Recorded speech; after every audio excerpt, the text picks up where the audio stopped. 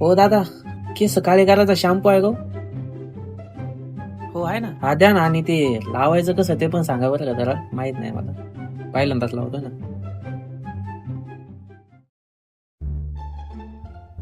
10 रुपये. येतो.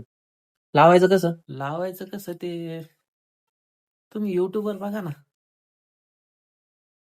चायच्या गावात यातला पटण्याला काही आहे ना जाय ना.